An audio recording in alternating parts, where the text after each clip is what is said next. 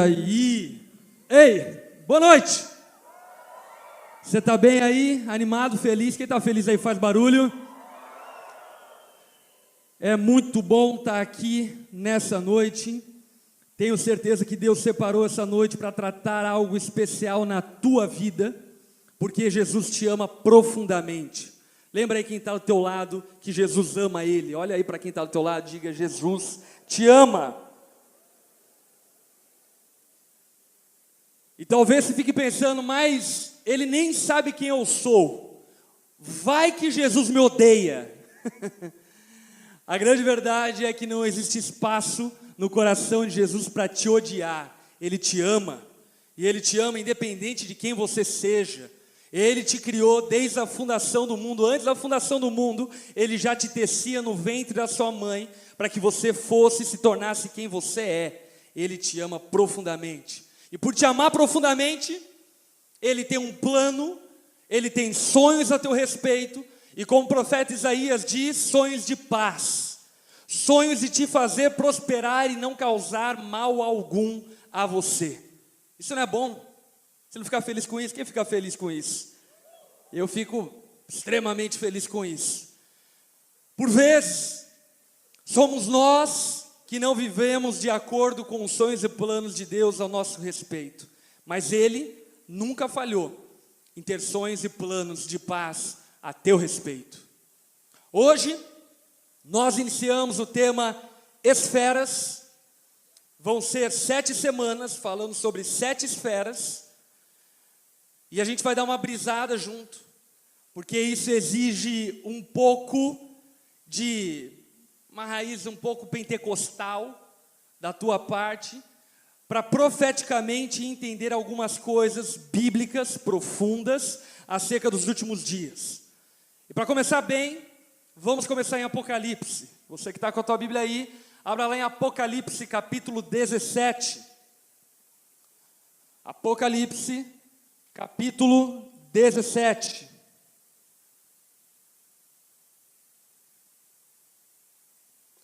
Versículo 9, Apocalipse 17, 9.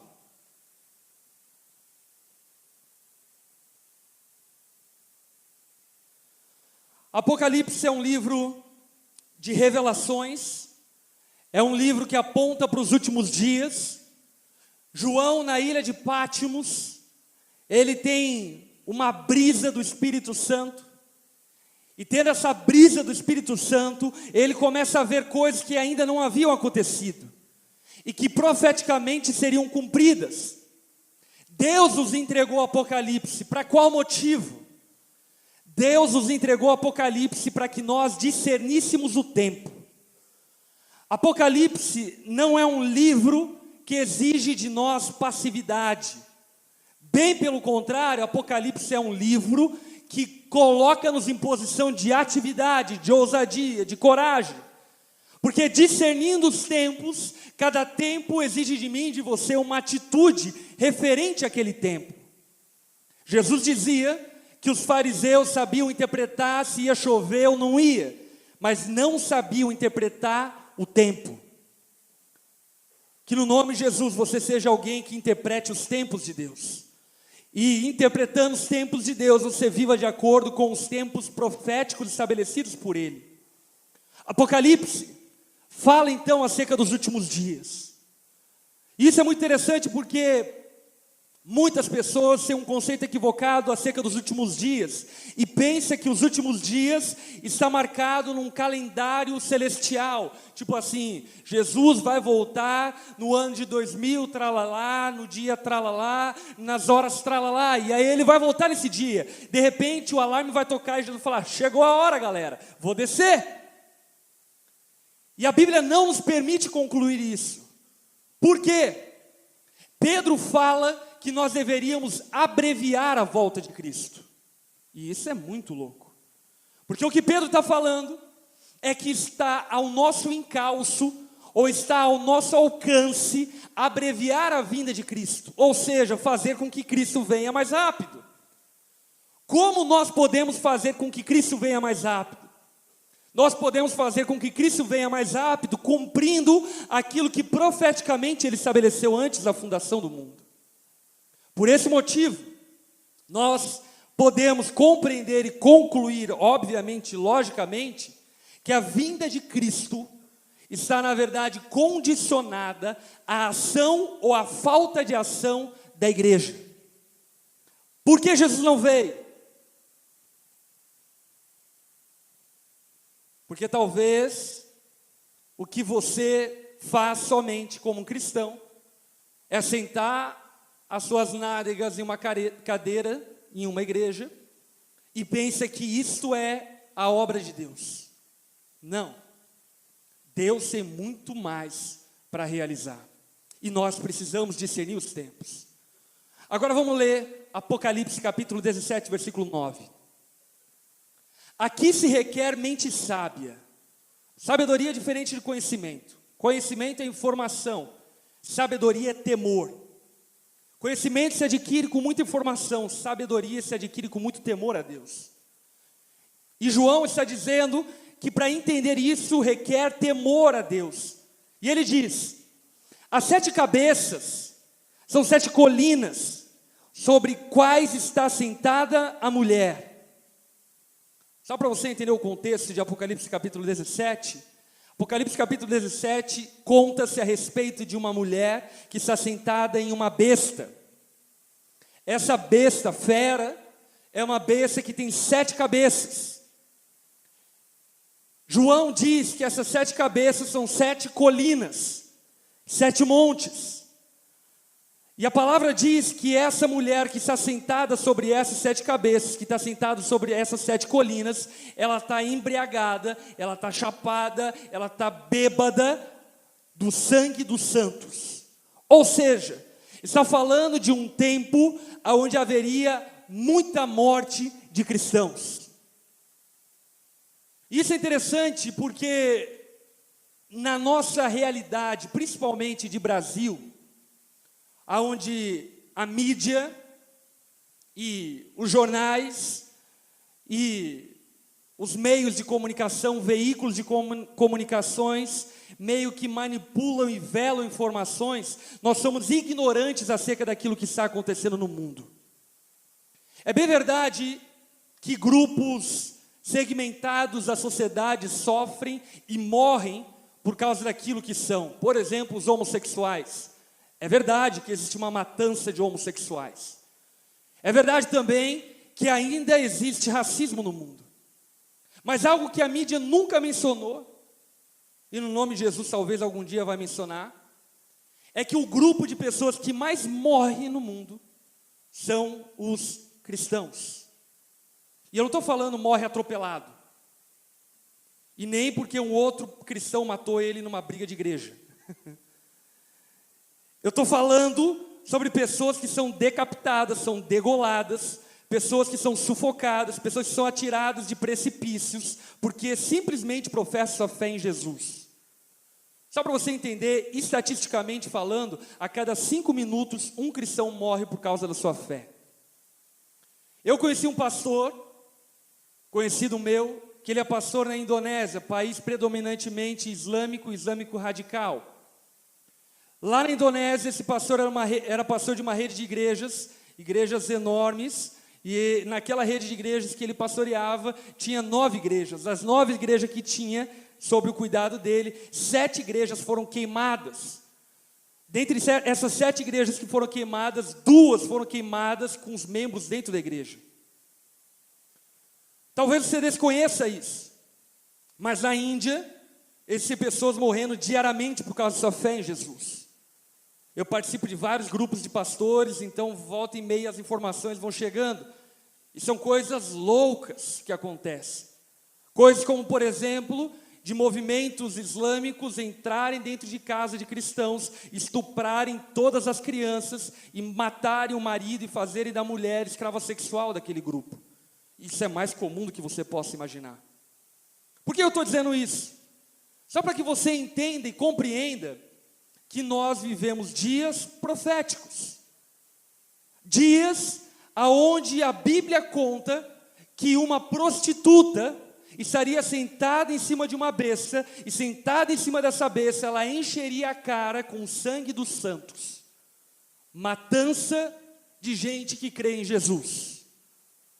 Agora, essa besta, ela tem um detalhe muito crucial, principalmente para aquilo que nós vamos conversar aí nos próximos 2 meses.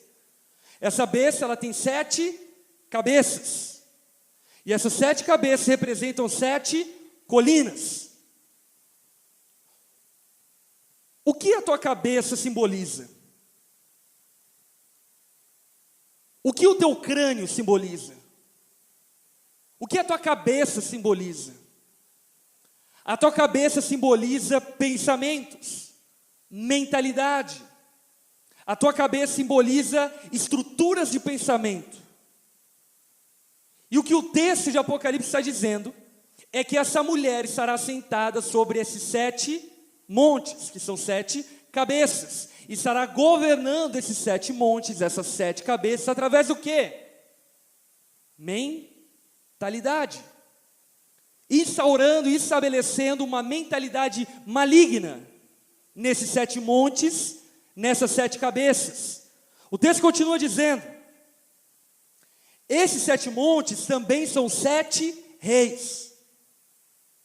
Agora o negócio fica mais sinistro ainda. 7 cabeças, 7 montes, 7 reis. Cabeça fala sobre mentalidade. Montes falam sobre poder. Reis falam sobre governos. O que Apocalipse está dizendo para mim e para você é que nos últimos dias haverá uma mulher que estará sentada sobre 7 montes, sobre essas 7 cabeças, sobre esses 7 reis. 5 já caíram, um ainda existe e o outro ainda não surgiu. Mas quando surgir, deverá permanecer durante pouco tempo. A besta que era e agora não é o 8º rei, é um dos 7 a caminho da perdição. Uau! Esse texto está narrando acerca de uma batalha cósmica e espiritual que acontecerá nos últimos dias. E aonde essa batalha acontecerá? Ela acontecerá nos 7 montes, nas 7 cabeças contra 7 reis. O que é interessante no plano de Apocalipse é que você percebe, por exemplo, que no capítulo 18, a besta é derrotada e a mulher que está sentada sobre a besta, ela também é derrotada, a Babilônia cai. Apocalipse capítulo 21 fala a respeito de um novo céu e uma nova terra sendo estabelecida. E com isso nós percebemos uma pobreza de entendimento, de discernimento no meio da igreja. Por quê? Se eu fosse perguntar aqui e fazer uma enquete, qual é o propósito de Jesus? Por que Jesus veio à terra?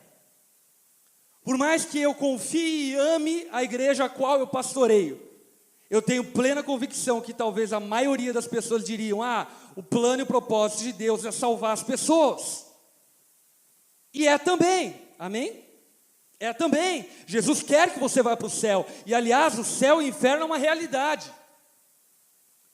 Mas quando nós olhamos para Jesus, nós percebemos que o plano, os projetos e o sonho dele eram muito maiores do que apenas te levar para o céu. Qual era a pregação de Jesus? Arrependei-vos, pois é chegado o reino de Deus. Ou seja, Jesus falava acerca de um reino, de um reinado, de um governo. Jesus falava acerca de um reino que estava chegando e chegou. Certo momento, Jesus é perguntado acerca do reino, e ele diz: vocês não sabem onde está o reino de Deus? Eu lhes afirmo, o reino de Deus já está entre vocês. Porque o reino de Deus não é comida nem bebida, mas é alegria, paz e justiça no Espírito. Jesus veio estabelecer o reino dele. Amém? Ele veio estabelecer o reino dele. E obviamente que para estabelecer o reino dele aqui nessa terra, ele necessariamente terá que lutar contra os reinos estabelecidos aqui nessa terra. Portanto, existe uma batalha espiritual acontecendo. E ela não começou hoje. E também não vai terminar hoje. Existe uma batalha espiritual acontecendo desde o momento que Adão e Eva caem. E essa batalha espiritual nós podemos nomear ela de a restauração dos céus e da terra, a recuperação daquilo que havia caído, a redenção da humanidade.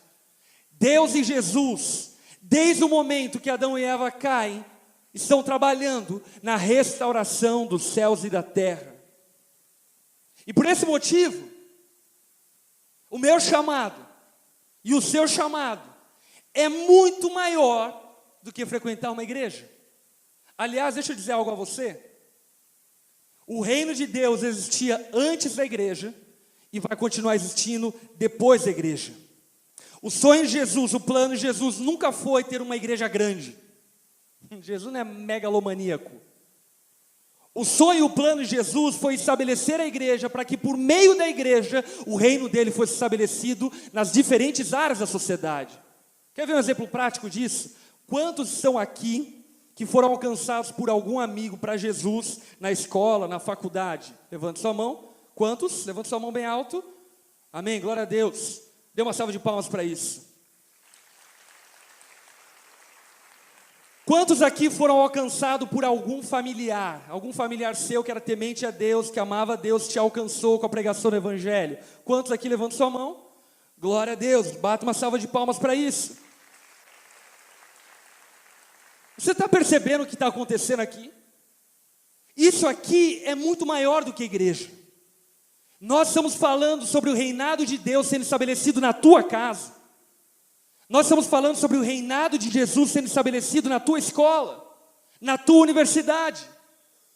Mas por vezes a impressão que eu tenho é que os crentes estão aqui parados e falando: tomara que o céu chegue. E Jesus está no céu falando: vocês não me querem aí? Porque a oração do Pai Nosso que Jesus nos ensinou a orar, ela dizia: venha o teu reino. Seja feita a tua vontade, aqui na terra, como ela é feita no céu. Você está percebendo? Jesus estava nos ensinando a desejar o reino de Deus aqui no nosso meio, aonde nós estamos. Porque a vontade de Deus nunca foi edificar uma igreja com um fim nela mesma. Não, a igreja é um meio, ela não é um fim. A igreja é um meio para estabelecimento do reino e não o fim de todas as coisas. Nós estamos em uma batalha. Agora vale a pena lembrar do que Paulo fala em Efésios capítulo 6. Ele nos lembra dizendo: olha, vocês estão numa batalha, mas deixa eu dizer uma verdade, bem verdade. A sua batalha não é contra carne, mas é contra principados, potestades, autoridades nas regiões espirituais. Por vezes você, pai, pensa que a tua batalha é contra o teu filho, mas não é contra o teu filho. O teu filho está sobre a influência de principados e potestades, sobre pensamentos malignos impostos sobre ele. Talvez você pense que a tua batalha é contra o candidato X ou Y da política. Não! A nossa batalha não é contra candidatos. A nossa batalha é contra principados e potestades, dominadores das regiões espirituais, que exercem governo e influência sobre a política. Talvez você pense que a tua batalha é contra o jornalista X ou Y, que deflagra informações exacerbadas e mentirosas. Mas a nossa luta não é contra o jornalista, mas é contra principados e potestades que governam sobre a mídia brasileira. Você está entendendo o que eu estou dizendo? Sendo assim, eu preciso dizer para você, que muito mais do que ir para o céu, Jesus tem nos chamado para trazer o céu para a terra. Muito mais do que ir para o céu, Jesus tem te chamado para levar o céu para a tua universidade. Muito mais do que ir para o céu, Jesus tem te chamado para levar o céu para a tua casa. Muito mais do que ir para o céu, Jesus tem chamado você para levar o céu para a igreja, levar o céu para o teu grupo pequeno, levar o céu para a tua família, levar o céu para onde você está inserido, porque a vontade de Deus sempre foi e sempre será estabelecer o reino dele no meio dos homens. Olha só que texto fascinante esse, de Isaías capítulo 2, versículo 2.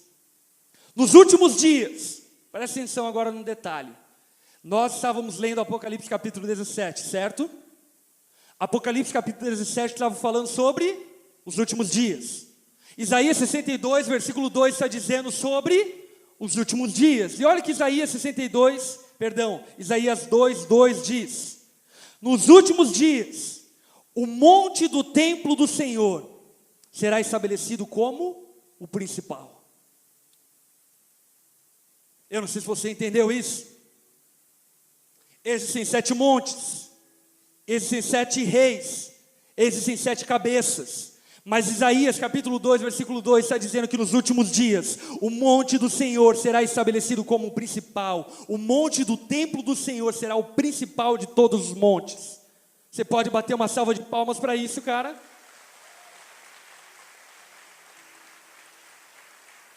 Sabe, talvez a tua visão escatológica, ou seja, a tua visão dos últimos dias, a tua visão dos fins dos tempos, ela seja meio hollywoodiana, extremamente pessimista, tipo assim, os últimos dias vai ser treta, muita treta, vixe. E de fato vai ser. Nada tão ruim que não possa piorar. Mas a Bíblia diz que nos últimos dias, apesar de serem dias maus, o monte do Senhor será edificado, e o povo de Deus triunfará em glória sobre as trevas. A noiva estará adornada, preparada para as bodas do Cordeiro. Os últimos dias serão os melhores dias da igreja de Jesus. E eu creio que nós estamos caminhando para os últimos dias. Eu creio que Cristo está te chamando para os últimos dias. Mas você precisa discernir os tempos. Você precisa perceber que aquilo que nós estamos fazendo aqui é muito mais do que igreja. Não se trata sobre onda dura. Aquilo que nós estamos fazendo aqui é pregando as boas novas do Evangelho do Reino. Aquilo que nós estamos fazendo aqui é te ensinando a ser um cidadão do Reino, para que, sendo cidadão do Reino, você transforme a cultura e vença nos 7 montes que existem no mundo. Olha que Isaías 2 ainda acaba falando. Esse monte, o monte do Senhor, será elevado acima das colinas, e todas as nações correrão para ele. Uau! A Bíblia está dizendo que nos últimos dias, o povo do Senhor será colocado num alto monte. E Jesus mesmo dizia: vocês são luz do mundo. Não se pode esconder uma cidade edificada sobre um monte. E o que Isaías 2:2 está dizendo é que nos últimos dias as pessoas correrão para esse monte, pedindo ajuda, pedindo conselho. Deixa eu dizer algumas coisas para você, para que você entenda algo profético histórico que está acontecendo. Você já ouviu falar sobre a Cracolândia em São Paulo, certo? Eu não sei se você sabe, mas o antigo prefeito da cidade de São Paulo, quando se deparou com a realidade de que o Estado nada podia fazer com a Cracolândia, sabe o que ele fez? Ele marcou uma reunião com todos os pastores da cidade, pedindo ajuda para os pastores do que fazer com a Cracolândia. E a medida que foi estabelecida foi implantar uma igreja no coração da Cracolândia. Eu conheço um missionário que vive na Cracolândia. E ele vive com os cracudos, no meio dos cracudos, dorme lá, vive lá, pregando o evangelho. Nenhuma ideologia política é capaz de fazer isso. As teorias das universidades são bonitas. Todo mundo bem vestido, falando sobre coisas bacanas e legais. Mas somente o reino de Deus pode trazer luz aonde existem trevas. Você lembra, por exemplo, da Super Nanny? Quantos lembram? Lembra que ensinava os pais a educar os seus filhos? Talvez a primeira coisa que você nunca reparou: Tudo que ela ensinava era bíblico.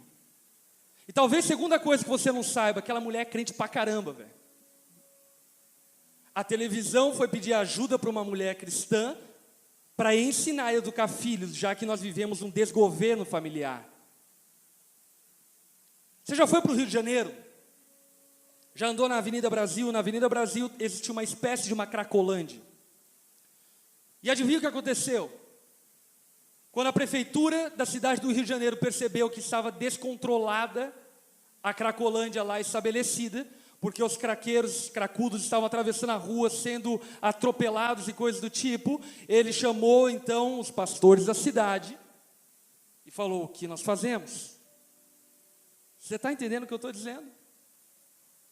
Segunda-feira agora, depois de amanhã, nós como Onda Dura, representados por mim como pastor dessa igreja, vamos receber uma homenagem do estado de Santa Catarina a respeito da nossa contribuição ao estado de Santa Catarina, lá em Florianópolis, na Câmara de Deputados estaduais,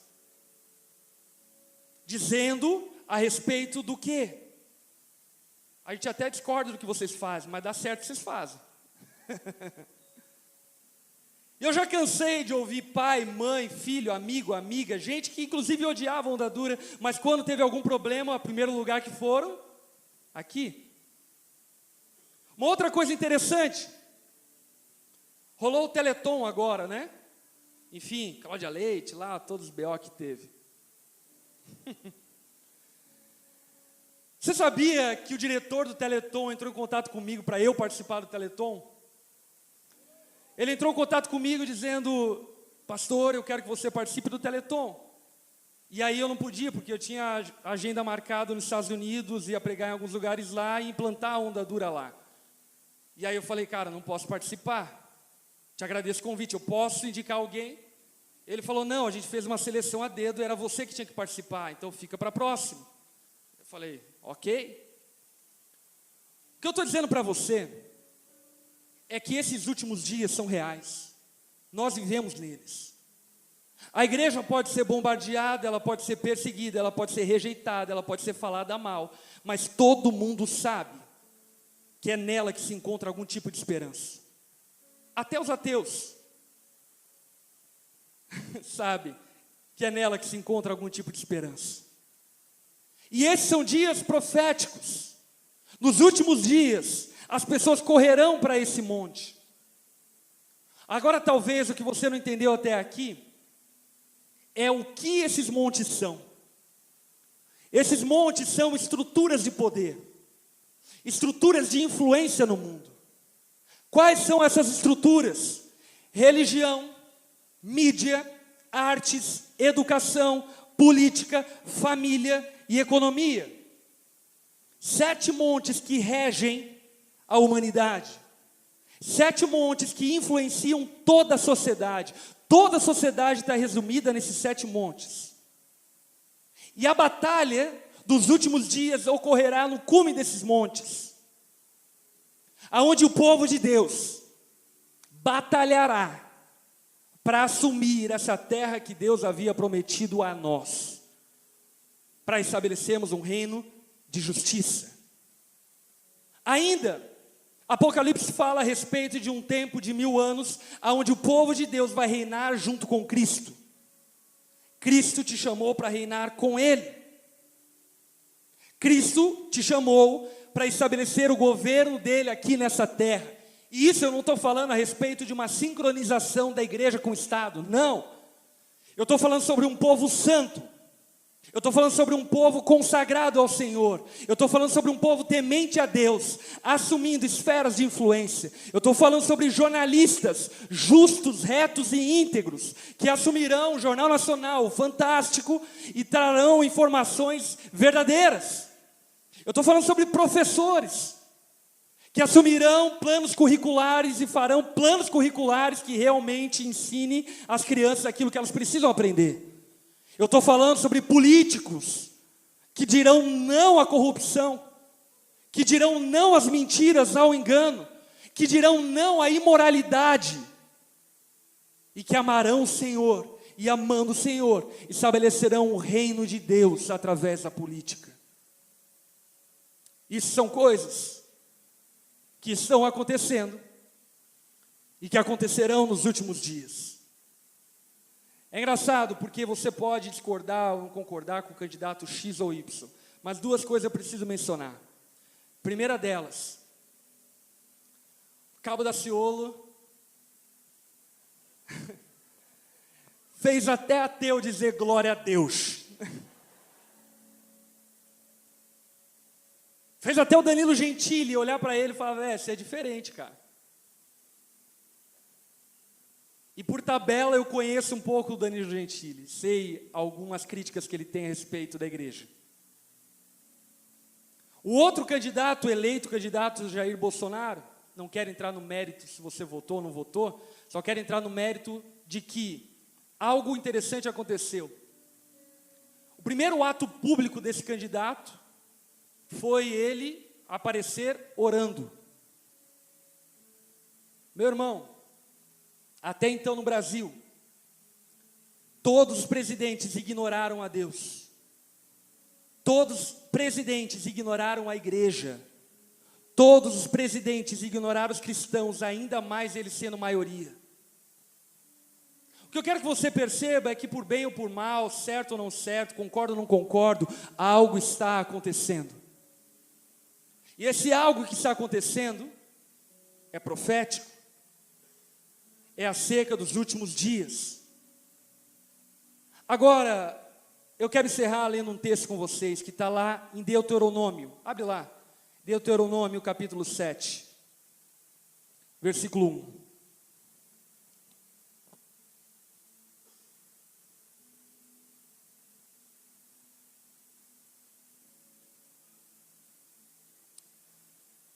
Jesus prometeu dar aos seus filhos a terra por herança. A terra é tua herança. Ei! A terra é tua herança. A terra não pertence ao diabo. A terra é herança do povo de Deus. A terra é herança daqueles que temem a Deus. A terra é tua herança. As universidades são tua herança. As escolas são tua herança. A tua casa é tua herança. É uma terra prometida por Deus àqueles que o temem. E olha só que Deuteronômio capítulo 7, versículo 1 diz: quando o Senhor, o seu Deus, os fizer entrar na terra para a qual vocês estão indo, para dela tomarem posse, Ele expulsará diante de vocês muitas ações. Os hititas, os gigazeus, os amorreus, os cananeus, os ferezeus, os heveus, os jebuseus. São 7 nações maiores e mais fortes. Espera aí. São quantas nações? 7 nações. São quantos montes? 7 montes. São quantas cabeças? 7 cabeças. São quantos reis? 7 reis. Esse texto é um texto histórico de algo que realmente aconteceu na história. Mas esse texto também fala acerca dos últimos dias. E aponta para um tempo onde o povo de Deus irá ocupar uma terra, e essa terra terá sido ocupada, estará sendo ocupada por 7 reis, por 7 povos. Esses 7 povos representam as 7 colinas, os 7 montes, as 7 esferas, os 7 reis. Agora olha o detalhe acerca desses povos. Eles são maiores e mais fortes que vocês. Vamos concordar aqui? Quantos aqui estão na universidade? Levante sua mão com orgulho. Yes! Dá uma salva de palmas para os universitários.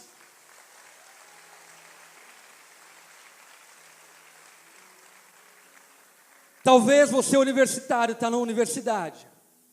E você está falando, mano, isso aqui tudo vai para o inferno, velho. Na verdade, o inferno é um protótipo dessa universidade. Inclusive, eu acho que o inferno tem essa bodega aqui na frente da minha universidade. Provavelmente o inferno deve ter noite dos calouros também. Open bar. Talvez você está no meio da universidade e fala, mano, jamais que eu vou conseguir fazer alguma coisa aqui. São muito maiores, são muito mais fortes. Os argumentos são muito mais odiosos, muito mais veementes. Se eu chegar aqui e falar, mano, eu sou um cristão, eu amo a Jesus, é capaz de eles colocarem uma corda no meu pescoço para dar exemplo e me enforcarem na frente da turma. A não ser que você seja um crente banana. Porque se você é um crente banana, todo mundo vai te amar. Mas você vai para o inferno com todo mundo junto. Agora, se você realmente quer ser alguém que teme a Deus na tua universidade, isso é um grande desafio. É ou não é? Talvez na tua casa, teu pai, tua mãe, teus tios, são completamente incrédulos. Odeiam a Deus, odeiam aquilo que é justo. Talvez tiram um sarro de você porque você ama Jesus. E você olha para tudo aquilo e diz, cara, eu sou tão fraco, eu não consigo. Eu não consigo contrapor tamanha represária, tamanha inferência contrária a mim. Mas Jesus já falava sobre isso, e de fato ele falava que os povos que estarão nessa terra serão mais fortes e maiores do que nós. Agora presta atenção, quando o Senhor, o seu Deus, as tiver dado a vocês, e vocês as tiverem derrotada, então vocês a destruirão totalmente. Sabe o que Deus está dizendo? A vitória não virá na força do seu braço, mas ela virá através do poder de Deus atuando em você. Deixa eu contar algumas coisas para vocês. A Onda Dura vai completar 12 anos, em fevereiro. 12 anos atrás nós começamos a Onda. Pá. Nesses 12 anos até aqui, meu irmão, muita treta, vixe. Eu fui processado 4 vezes.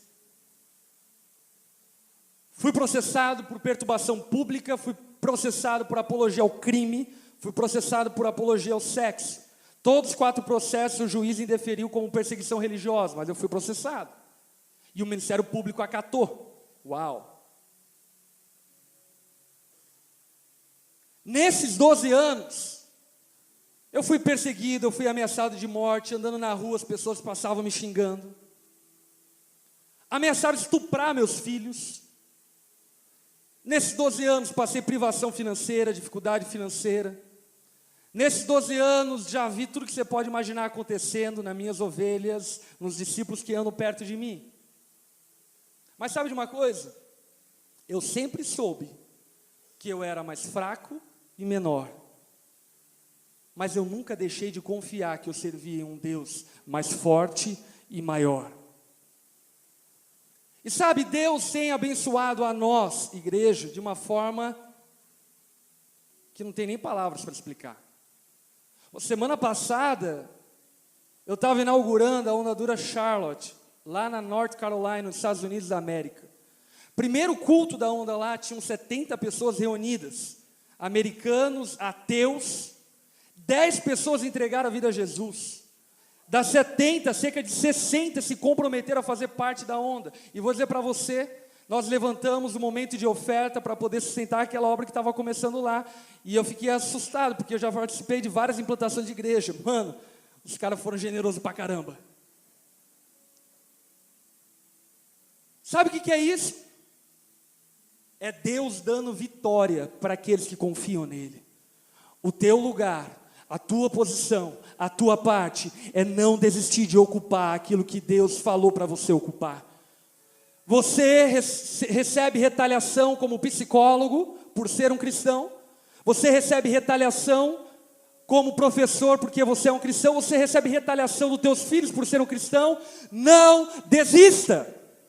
Não desista. Sabe por quê? Porque Deus prometeu que Ele nos daria essa terra por herança, se tão somente nós obedecermos a Ele e formos fiéis aos seus mandamentos. O texto continua dizendo: não se case com pessoas de lá, Não deem suas filhas aos filhos delas, nem tomem as filhas delas para os seus filhos, pois eles se desviaram, seus filhos, de seguirem para servir outros deuses. E por causa disso, a ira do Senhor acenderia contra vocês e rapidamente os destruiria. Assim vocês tratarão essas nações: derrubem os seus altares, quebrem as suas colunas sagradas, cortem os seus postes sagrados e queimem os seus ídolos, pois vocês são um povo santo para o Senhor, o seu Deus. O Senhor, o seu Deus, os escolheu dentre todos os povos da face da terra para ser o seu povo, o seu tesouro pessoal. O Senhor não se afeiçoou a vocês, nem os escolheu porque vocês eram mais numerosos do que os outros povos. Presta atenção. Pois vocês eram menor do que todos os outros povos, mas foi porque o Senhor os amou. E por causa do juramento que fez aos seus antepassados, Ele os escolheu. Sabe o que esse texto está dizendo? Deus dará vitória ao seu povo. Seja fiel. Amém? Seja fiel. Deus dará vitória ao seu povo. Agora, quando Ele der vitória ao seu povo, seja crente de verdade, velho. Quando você se tornar um gerente na tua empresa, tema a Deus de verdade. Não seja como qualquer outro. Quando você se tornar um professor, tema a Deus de verdade. Quando você se tornar um reitor, tema a Deus de verdade. Quando você for pai, quando você for mãe, tema ao Senhor de verdade. Ensina teus filhos a palavra de Deus. Ensine a eles a caminhar em temor ao Senhor. Eu creio que existem pessoas aqui que possivelmente serão os próximos bilionários, milionários, gente muito rica. Agora, quando você for muito rico, me chama para jantar. Brincadeira. Quando você for muito rico, não esqueça porque Deus te deu riqueza. Não esqueça porque Deus te fez prosperar. Não se esqueça do plano e do propósito de Deus, que é qual? Estabelecer o reino dele nessa terra. Amém? Baixe tua cabeça, feche seus olhos.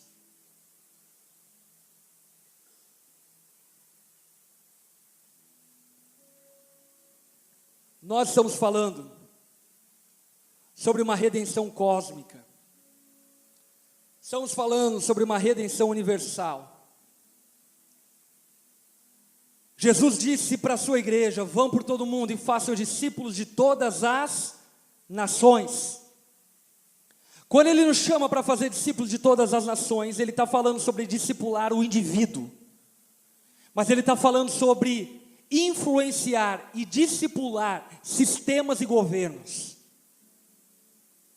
Jesus tem um plano cósmico, e o meio pelo qual Ele cumprirá esse plano cósmico é através do seu povo, daqueles que o temem.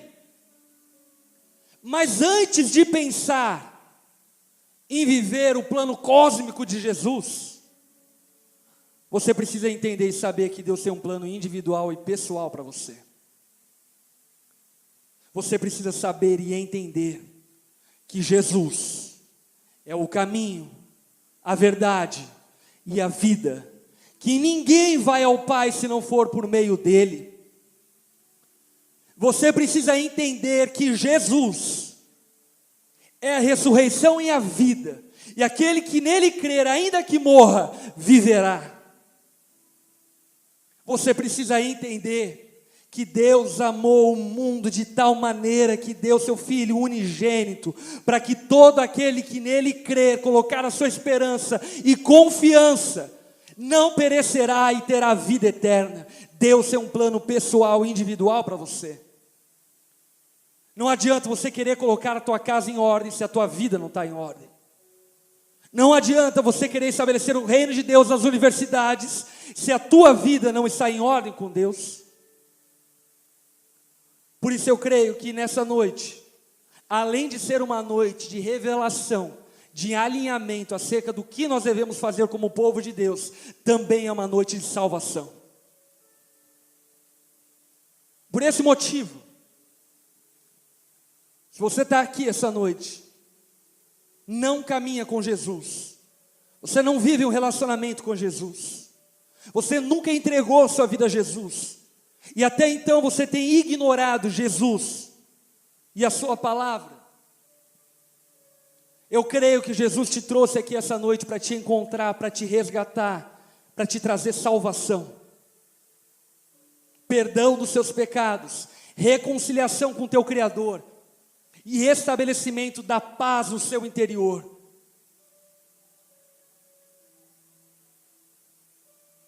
Se nessa noite você tem sentido algo no teu interior, falando com você, dizendo: ei, você precisa viver com Deus, chegou o dia, chegou a hora, é o Espírito Santo que está falando com você. E se nessa noite você quer entregar a sua vida a Jesus, receber Ele em sua vida como seu Senhor, como seu Salvador, receber a salvação, tornar-se filho de Deus, a Bíblia diz que todo aquele que confessar com sua boca e crer com seu coração será salvo. Se nessa noite você quer receber isso de Jesus, aí no seu lugar, de cabeça baixa, olhos fechados, faça essa oração junto comigo. Repete ela, diga assim para Jesus: Senhor Jesus, eu reconheço que eu tenho andado longe de você. Eu reconheço que tenho te ignorado. Mas nessa noite, Jesus, eu entrego a minha vida a ti. Eu aceito o teu amor por mim. Eu recebo a tua salvação. E me arrependo profundamente da maneira vã como tenho vivido até aqui. Faz algo novo na minha história. Me dê uma nova história, Jesus. Eu o recebo em minha vida, Jesus, como meu Senhor e como meu Salvador. Eu oro no nome de Jesus. Amém. Todos de cabeça baixa, olhos fechados. Se você fez essa oração entregando sua vida a Jesus, eu quero orar por você e queria te convidar a levantar uma das suas mãos no seu lugar, que eu quero te ver. Você que fez essa oração, levante sua mão no seu lugar, eu quero te ver, eu quero orar por você. Algo grandioso, glorioso da parte de Deus está começando a acontecer no seu interior. Levante sua mão. Amém. Todos esses irmãos e irmãs que levantaram sua mão, fiquem em pé no seu lugar, por favor.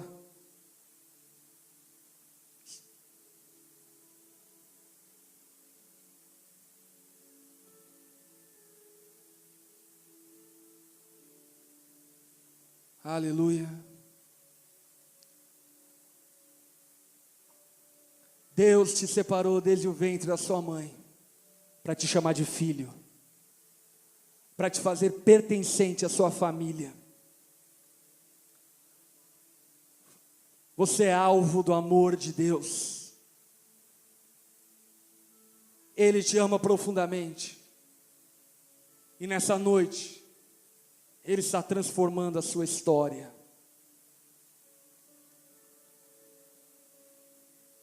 Eu quero pedir que as pessoas da onda que são próximos a eles, tragam eles aqui à frente para que nós possamos orar.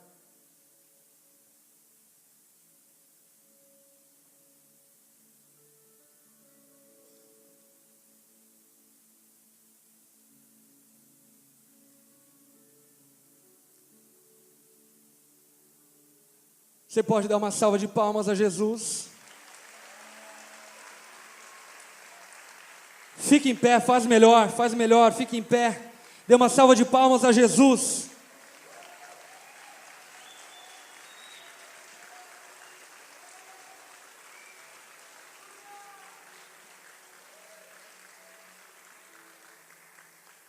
Ah, Jesus, nós abençoamos, ó Pai, a vida de cada uma dessas pessoas, ó Pai. O Senhor conhece a história deles e delas. O Senhor sabe, ó Pai, os caminhos que eles trilharam até aqui. E nós cremos na Tua palavra. Cremos que hoje, por meio da fé, o Senhor os recebe como seus filhos, pertencentes à Tua família eterna, participantes do dom espiritual da Tua presença. Espírito Santo de Deus, faça, ó Pai, da vida deles a Tua casa, a Tua morada. Estabeleça, ó Pai, o Teu reino, reino de paz, justiça e alegria. Jesus, dê a eles tudo aquilo que eles estavam procurando no lugar errado. E nessa noite preencha, ó Pai, preencha todo o coração deles com uma esperança renovada. Preencha a mente deles com uma nova forma de pensar. Espírito Santo, faz deles, ó Pai, participantes do Teu reino eterno. Os abençoe dessa forma.